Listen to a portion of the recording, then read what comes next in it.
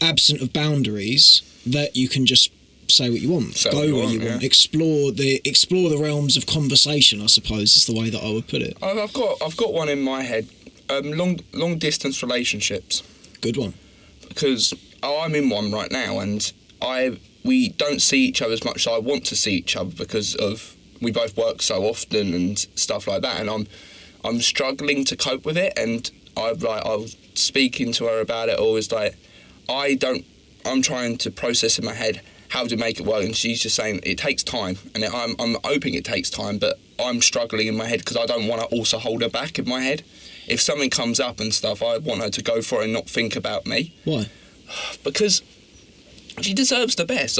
She deserves happiness. She deserves what she deserves. Do you not think you can provide that though? I think I can. It's just difficult for me at the moment because to get the time off, and then she has to have the time off, and me, it's like for me to go and find her stuff, it takes like a whole day for me to do it. I have to plan a whole day off to do it. Yeah. It's not like I can go around for just an hour or two and then it's 10-minute, 20-minute drive back. It is a whole hour to get there with traffic and everything. So it's not like just a simple commute, go and see her for a couple of hours and come home.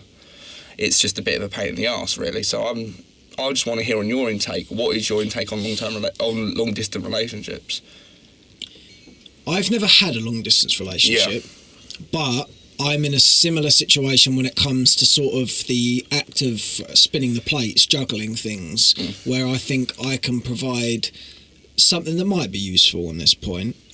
I have noticed that my recent arc has brought me to a point where a relationship is something I'm looking for. Yeah. It's something that now I've got to a point with my progress and my growth where I think I'm sort of having my cake and eating it too at the moment, where I'd rather be able to share things with someone.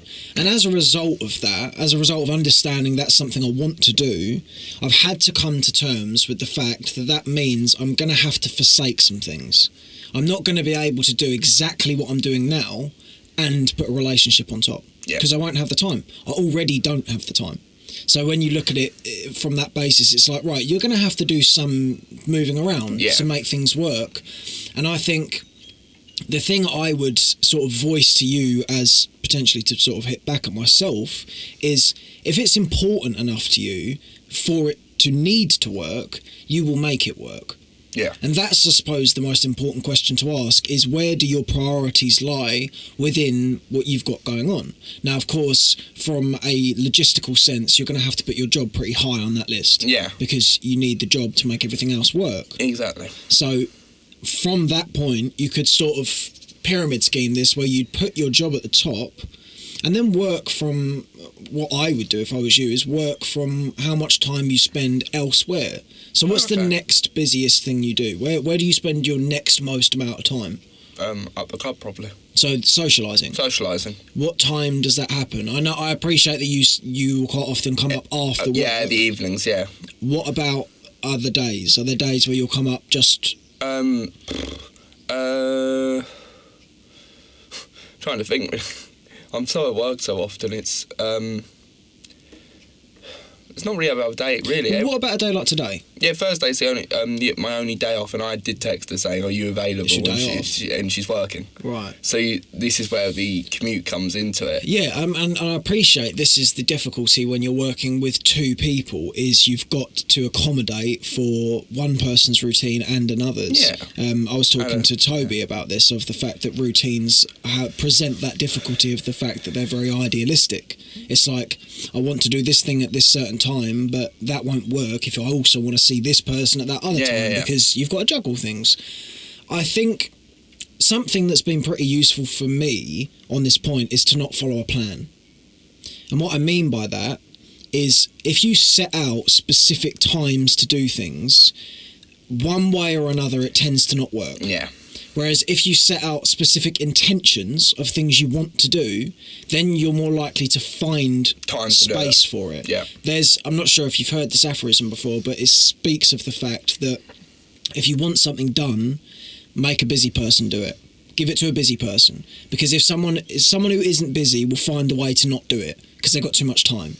Yeah. Someone who is busy will find a way to get that off their checklist because they're busy. Yeah, okay. And it's the same point of, if you know there are things you want to do, you will find a place for them. And I think on the point of travel's hard because, you know, that's a boundary that you don't have a great deal of control over.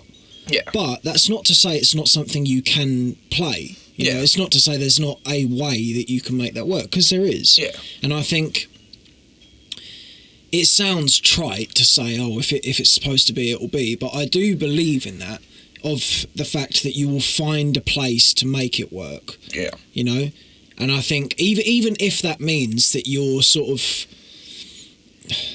I don't know, even if it means that you're spending 3 hours with someone and It's better than nothing. Yeah, that's what I mean. I think it's important to realise how important that person is to you, for one. Yeah. And I think it's worth considering the value of the relationship itself. Yeah. You know, I'm totally in tune with the fact that's not and that's not a comfortable thought to be voicing, but it's something to consider. You know, you similar to this point of sort of putting your priorities into a list, you need to be aware of the fact that there are pros and cons to each thing on that list, and you need to weigh that up. Yeah. You know, if you're going to lose more than you gain from doing something, then that particular thing is probably not best served to continue being a part of your day-to-day life. Yeah. You know what I mean? Yeah, no, I get it. It does make complete and utter sense. It's juggling stuff, and if it works, if it's meant to work, it'll work. And that's why I sometimes like need to get in my head and stuff. It's like, you will make time. Yeah. It will, like I said, I talk about, I try and just say how my day is. We talk to each other every single day, just making sure how our days are and just making sure she's okay and stuff. And I know, and I'm starting to just believe it takes time, and I will believe that. She's just said it takes time, and I know I can figure it out, and one day it will just click for me. And where do you think that comes from, though? Where do you think the change comes from? Because there's a phrase that I particularly enjoy when it comes to these sorts of sentiments of nothing changes if nothing changes. Yeah, and I think you are 100% right. I need to make that change. I need to just, like I said, I need to just say I need to do it, and I'm gonna come. Like, say, I might like just text her after this. What are you doing after work? I'll just go and see her for a few hours and just see what happens. Really, just say just a few hours is enough.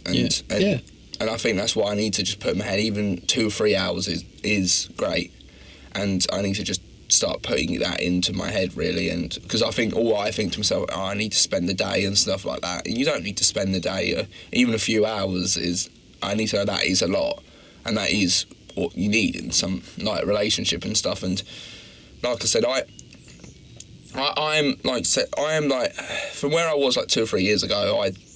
I had a relationship. It just didn't work out and stuff, and it did, like, it hurt me. But I realised I wasn't ready for that, and I realised I couldn't commit, or I couldn't get to places and stuff. And I know I can get to places. Like I said, I can drive now, so I need to start putting that into use and just say, even if it's a few hours, it's not like I'm training, like taking a train and all of that, and buses and stuff, which takes probably an extra hour or two.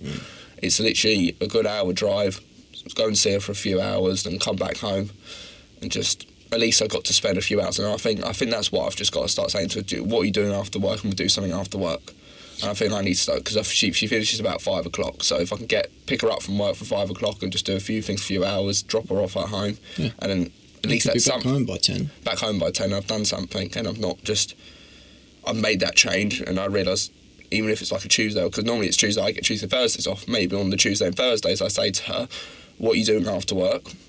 I'm now just putting this into my head, what I could do now, what I'm thinking about doing. Or what are you doing after work? We just do a few things on those days. Maybe that'll work. Yeah. And you know, there's I'm gonna run with the theme of relationships for the first half of this podcast, because I think there's quite a captive audience here. Yeah.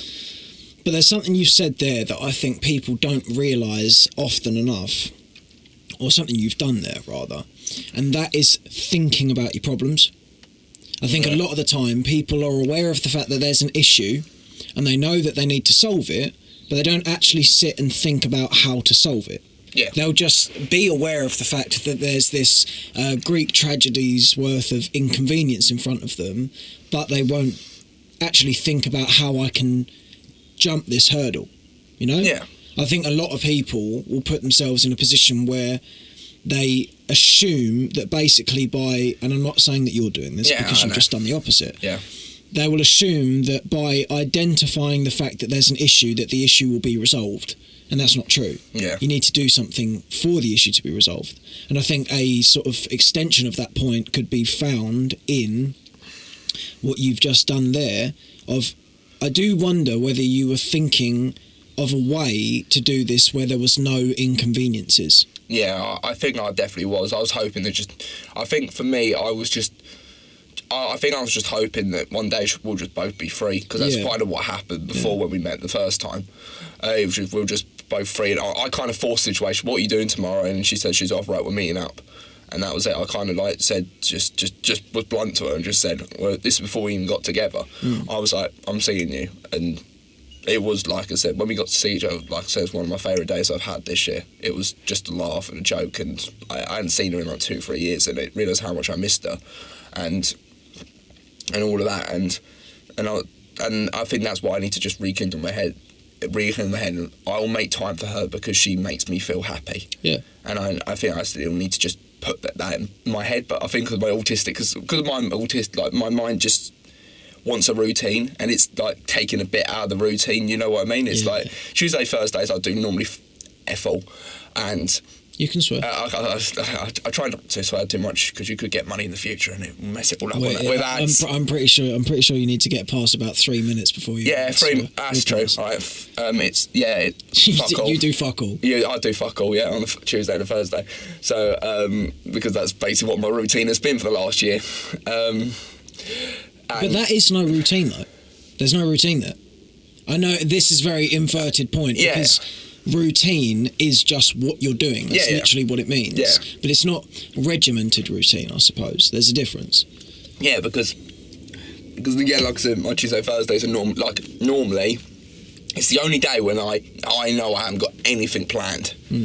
Where I'm like on Tuesday I might go and play some golf or something like that. Yeah. Just my own free time to just do what I like, and I haven't got to worry about work later or anything like that.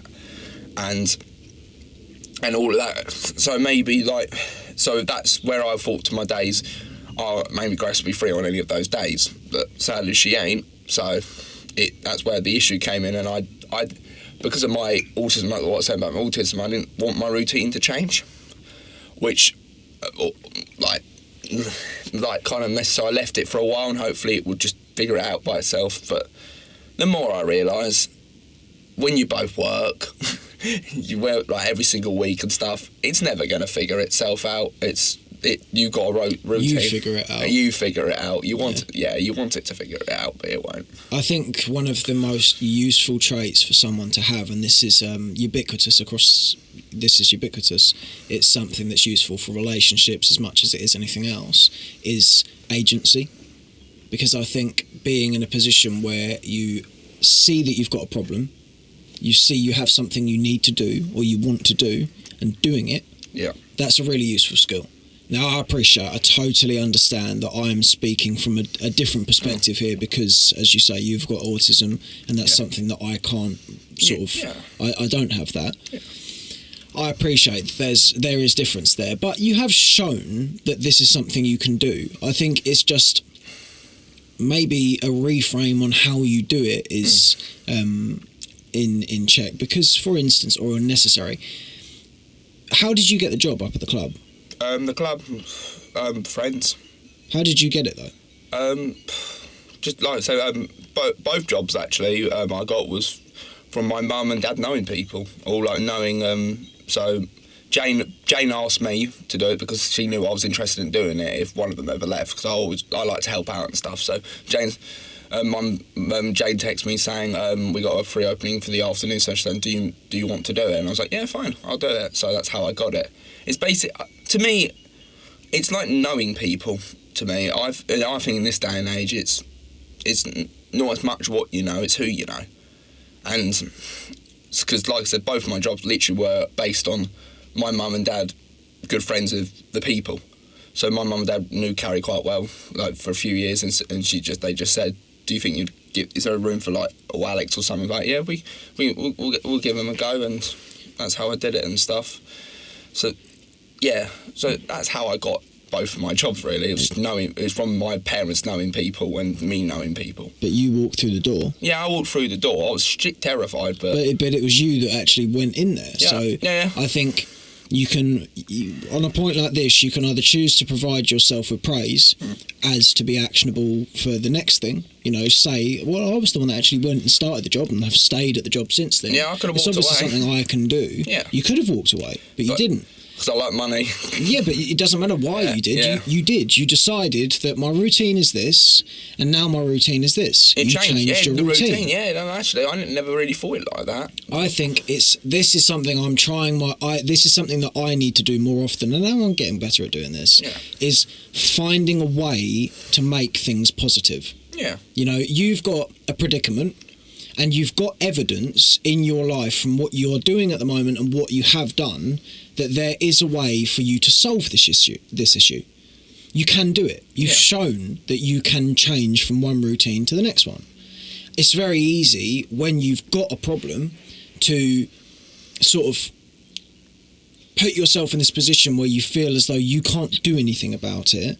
And oftentimes, we've got a corpus of evidence that proves to us that we can do something about it. Yeah. There's more evidence for positivity than there is negativity a lot of the time. You just need to look for it. And I don't think people do.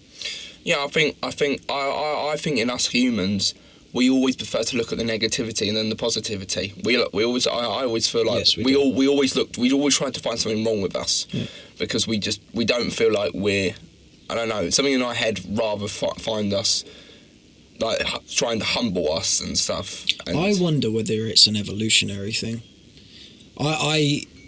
This is like my Joe Rogan and Bears thing where I just seem to call back to this point all the time. But I do wonder whether our sense of heightened pessimism towards ourselves is a direct byproduct of some of our genetic hardwiring when it comes to sort of... How much are you aware of the sort of evolutionary point of humans, like evolutionary psychology? Not as much as I want to know, so I would like you to elaborate on it. I shall tell you a little bit then.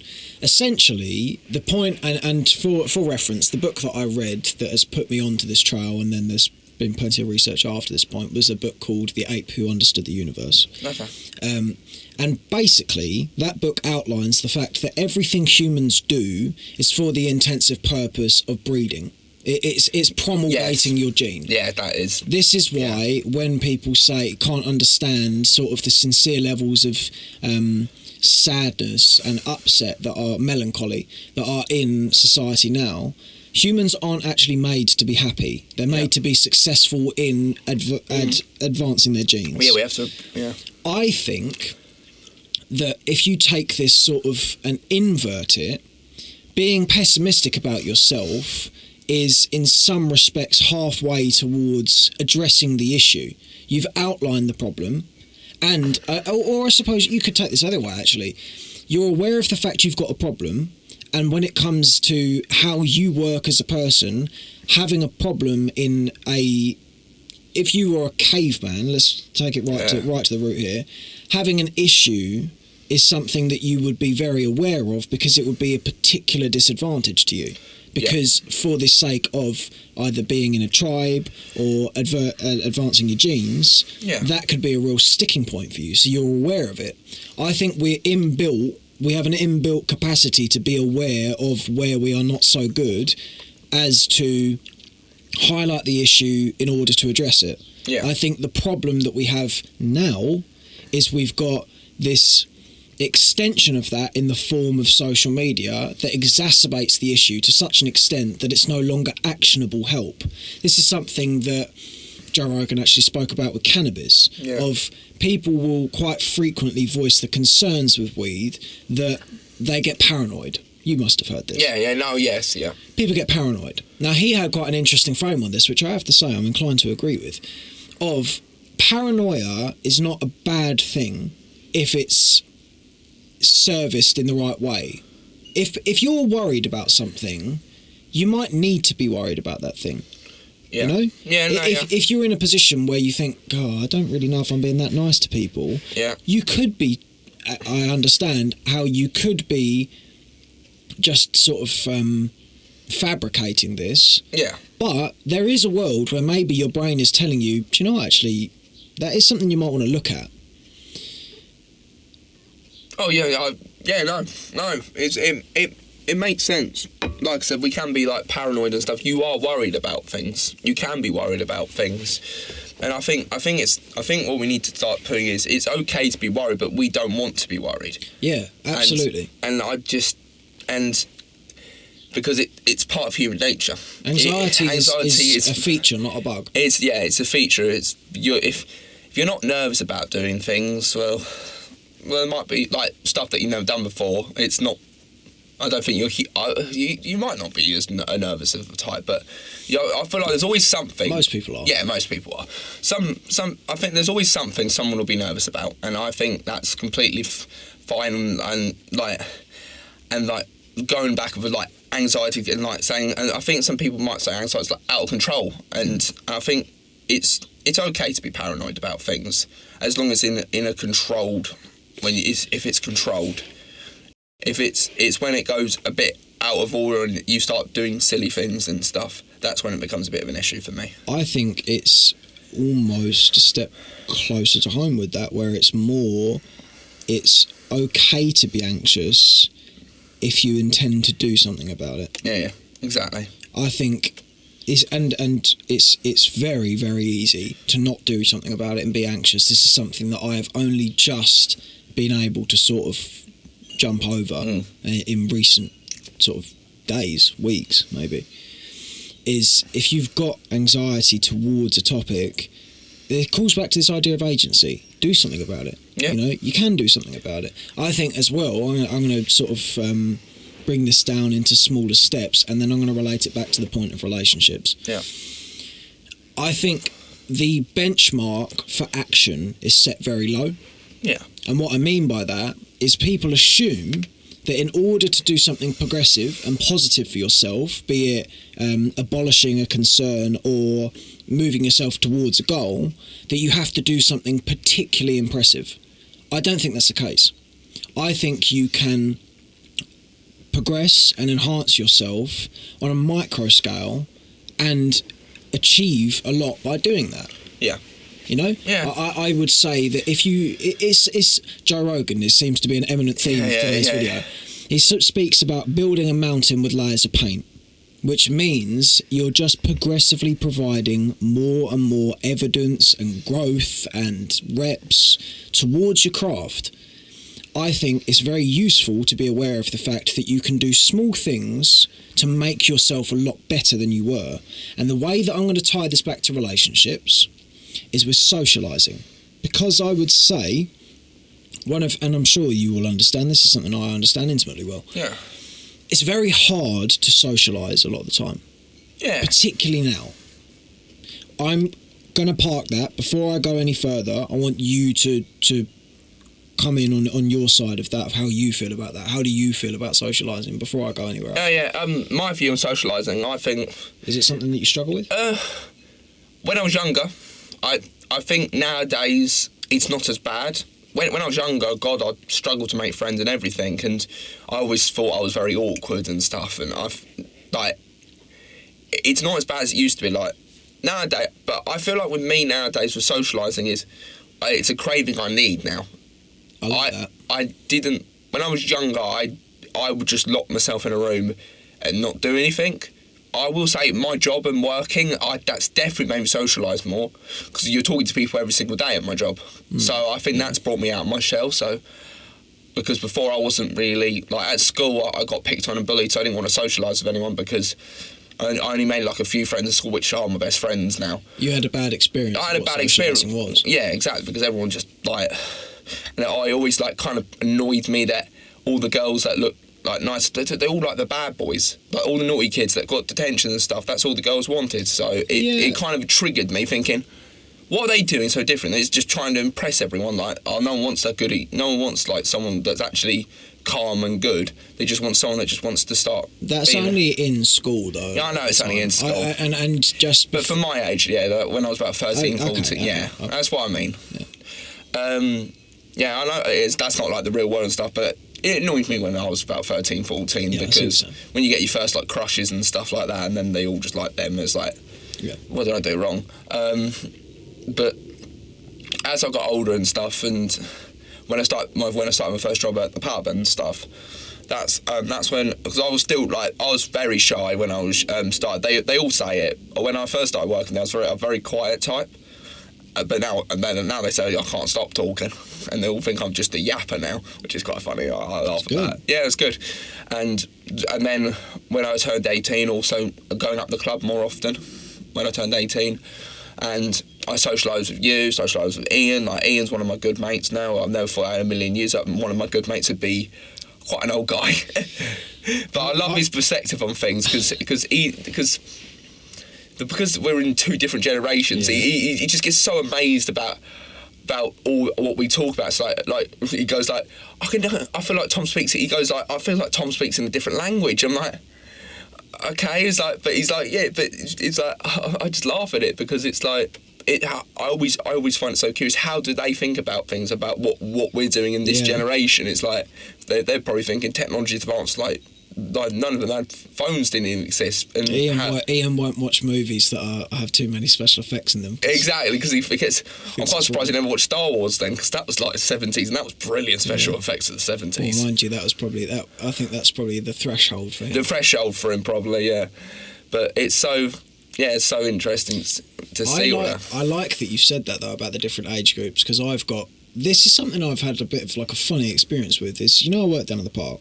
Yeah, decent, yeah. When I'm down there, obviously the nature of a park, a coffee shop, is there's quite a lot of old people down there. Yeah, there is, of course.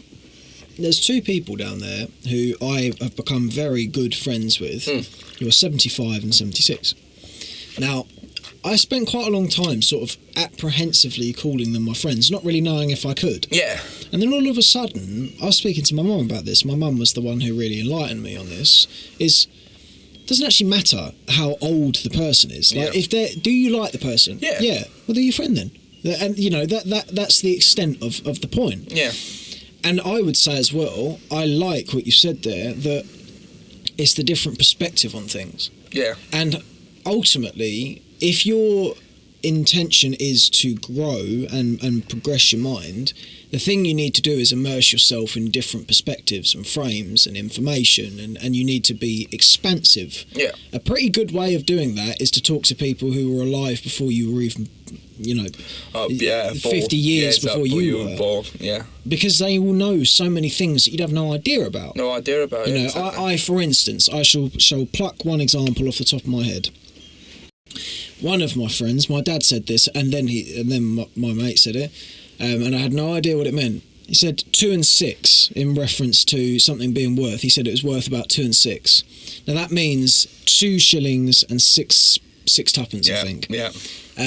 And that's something that I wouldn't have known otherwise. Yeah. And that's a very small example of the utility in knowing people that are from different ages. Yeah. But that's there's a slight tangent there. Let's bring it back into relationships. Yep. Because we were on the point of your perspective with socialising, where you came from young with that. Yeah. Let's move it closer towards now. Yeah. And let's talk about how you would feel about sort of, I suppose this is a bit harder for you to sort of touch base on, because you don't need to approach women because your girlfriend and stuff, yeah. So maybe I should bear some weight here. Yeah. Because this is something that I have understanding of. Yeah. I have been doing this more often recently. It has been in sort of varying degrees. I've asked 2 women out on the phone. But in terms of the action of doing it, that still flexes some form of muscle there. Yeah. And yesterday I pretty much asked someone out. And for context, when I say pretty much, I mean I asked them. There's a girl working at the park. Okay. It was pretty nice. Okay. And I'm quite interested.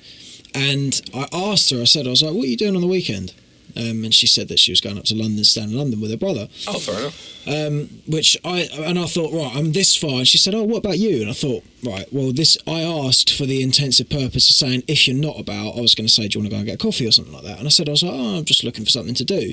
And I'd sort of asked it in a way where I was like, I thought it was reasonably obvious that what I'm saying is I was asking if you were around. Yeah.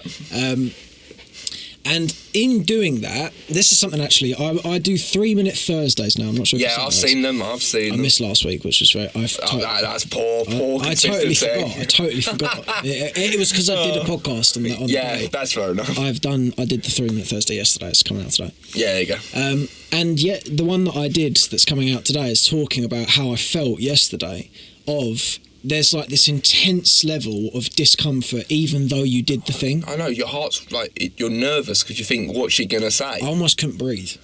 I know. Like I was, my throat had become so tightened and dry from the prospect of asking someone, just to go, what are you doing on the weekend? You know? And I think this is something that I'm paying more and more attention to at the moment, because as someone who intends to create a platform, I want to be helpful for other people. Yeah. And to put it bluntly, I need to. Yeah. You know, this is something that I need to, if to the point of agency is particularly applicable when it comes to relationships. If you don't go and get it, you probably won't get it. Yeah.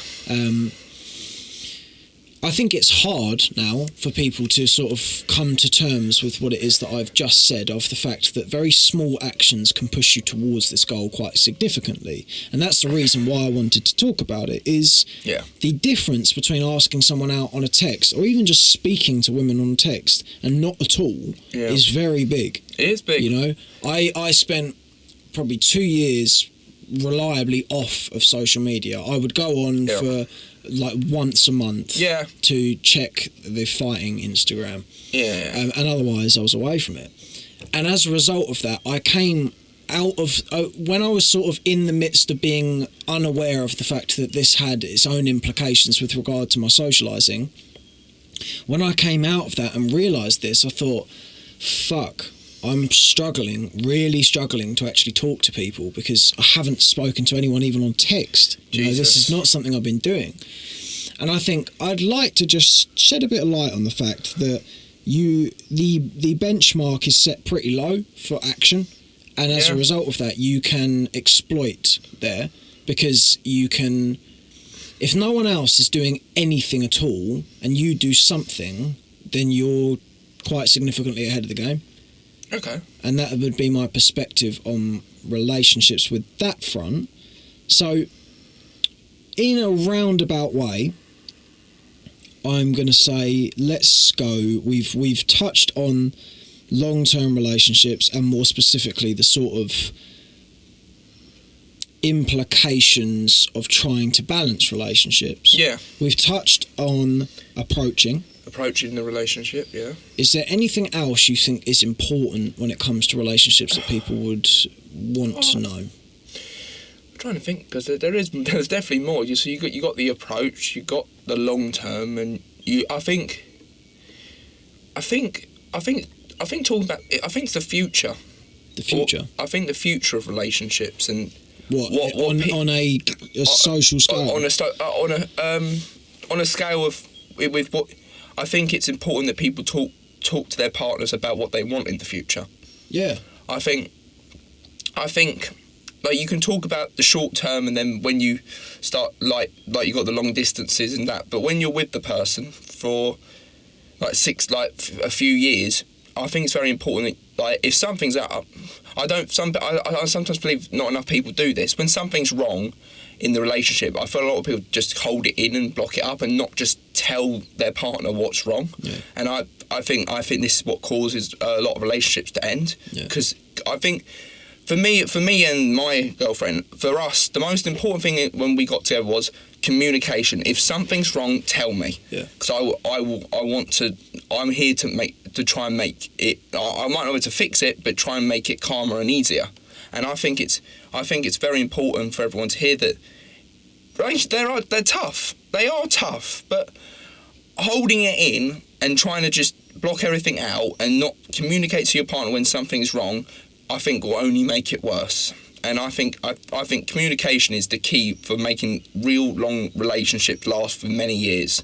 And talking about what you want and what you want for this in the future and stuff early on is very important, because if you know both, because I like I said, I want children. If my other half didn't want children, I don't know how it could work. That's a sticking point. It's a sticking point, because you got to think, I don't want to, I know it sounds blunt and rude, I don't really want to be with you if you don't want children in the future, because that's a desirable goal of mine, to have kids. So it's no point of this going 2 or 3 years down the line and you don't want children. It sounds like I've wasted a few years. I know it sounds rude. I know. It sounds like rude and blunt and stuff, but I think setting boundaries of what you both want early on, I think, is a real key to making a relationship work in the long term. I agree.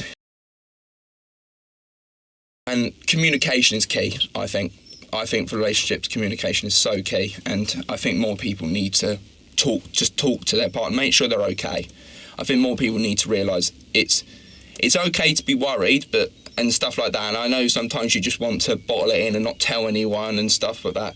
But if you can communicate with your partner what's wrong and stuff, I feel like it just makes your relationships 10 times more healthier. It does.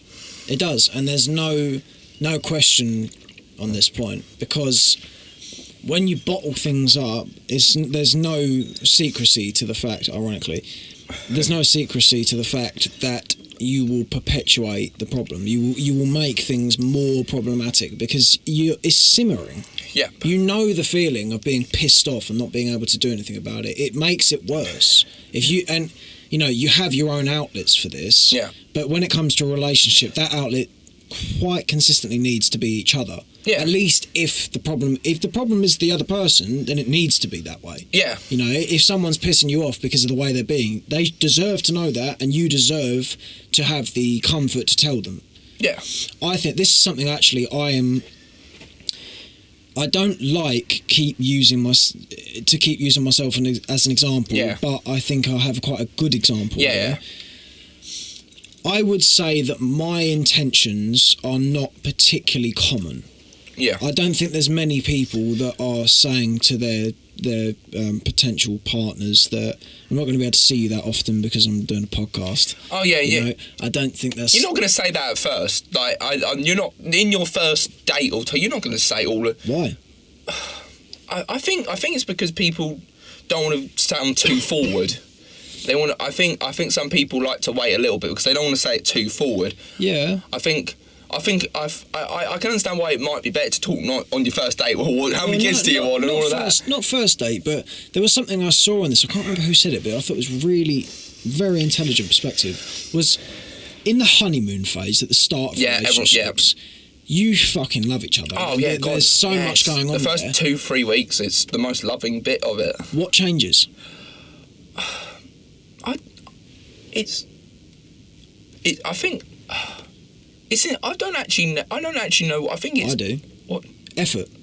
Yeah. Oh yeah. I think the first part of the relationship, you're on your best behaviour. Yep. You're trying your best to look as impressive, as attractive, as comforting, as appealing as possible. Yep.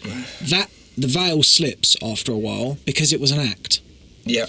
It might have been Alex Mosey said this, and it's to that end. If you sell someone that is you, no, it wasn't. It was Hamza. If you sell someone that, then that's what they're expecting out of the relationship. They're going into the relationship with you thinking that you're going to do what you're doing at the start.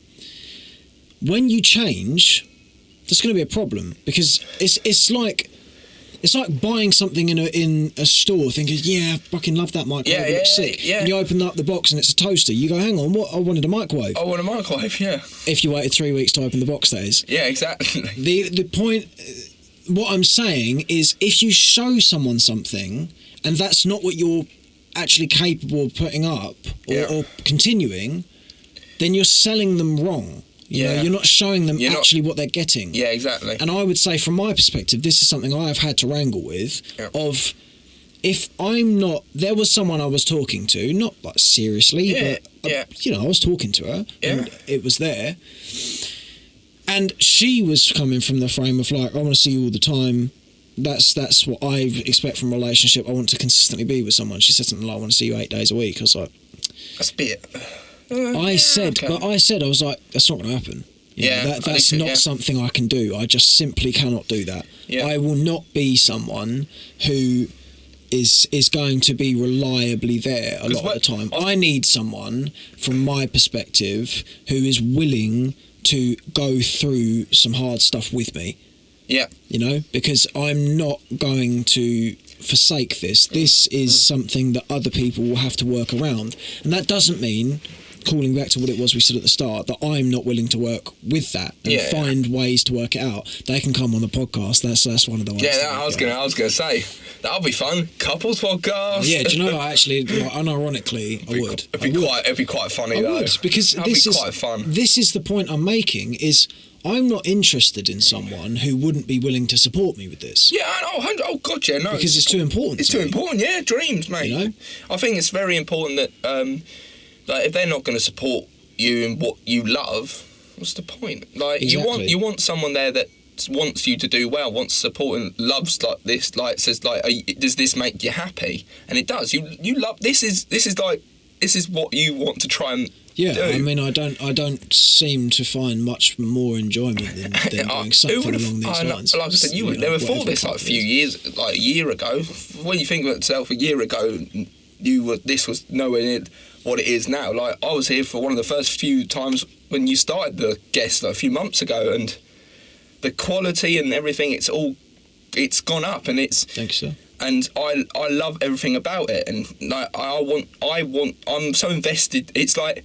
I'm very invested in how your life is now, which is really creepy. No, it's not. It's sweet. And I appreciate it. Yeah, and I'm invested in, and I want you to find someone that can make you happy. And if you ever got a couples podcast, I think it'd be really funny. Yeah, because I just want to see you take the mick out of you. It'll be a criteria. It will be. I'm not taking you out on a second date unless you're open to a 3 podcast contract. Oh, 3 podcasts.